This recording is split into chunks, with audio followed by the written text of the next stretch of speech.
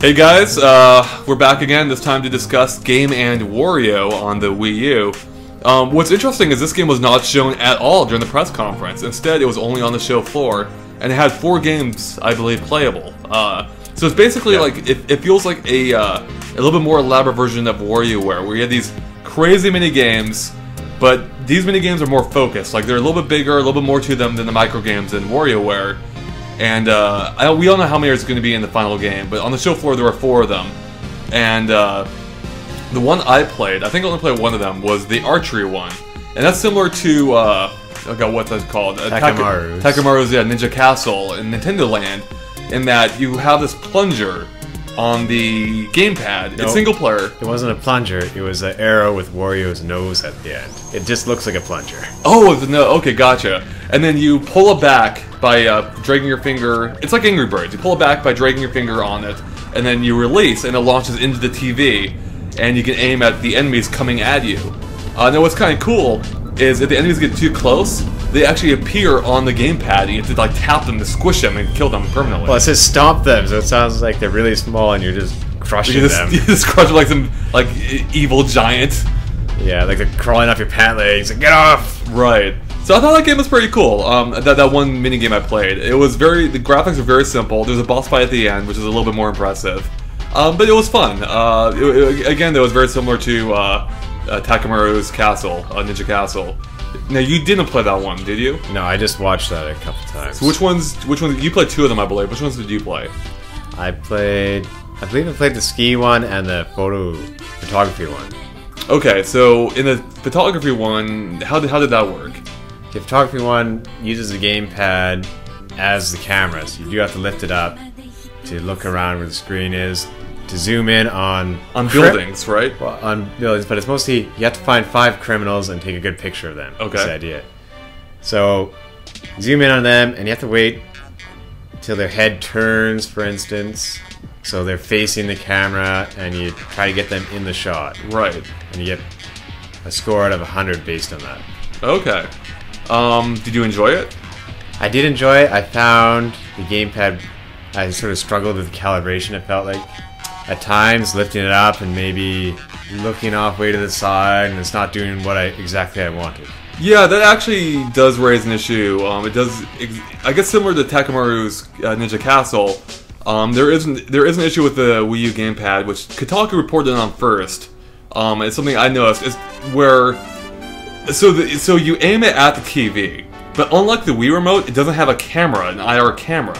So there's no way for it to recalibrate itself. Instead, it slowly becomes uncalibrated, and you have to recenter it yourself, like in Wii Sports Resort, by tapping a button on the controller while facing it toward the TV.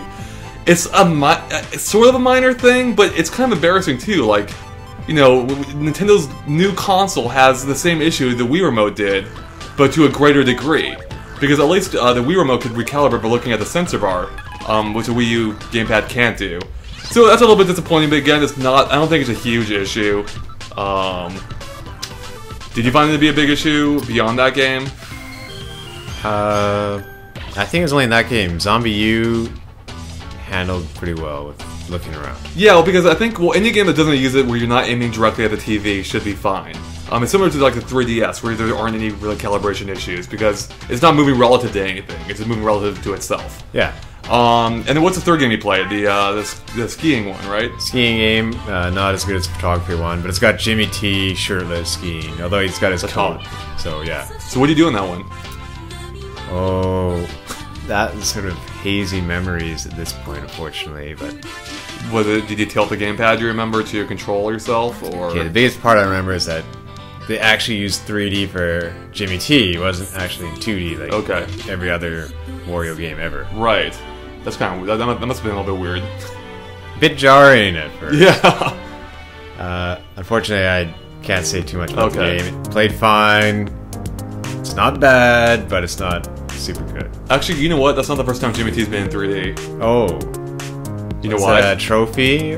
No. In Smash He Brothers? was at Nintendo's press conference as a real live person. Do you remember that? Or not press conference, at Nintendo's 2003 booth, I think. Oh, and Nintendo employees had no idea who that character Nintendo was. security almost kicked him out. Do you remember that? He's like walking around. He's a Nintendo hired actor to portray Jimmy T. This is the first WarioWare game, and security came up to him and was like, "Hey, get out! Like, who are you? What are you doing here?" I was like, "Dude, I work for you guys." All right. So, last thoughts on Game of Wario. What do you think of it? I think it's exactly the game I was hoping that would show up in Nintendo's booth when I wasn't at the presentation. I said they gotta have something there, and you can always rely on Wario Team to come up with something crazy and fun.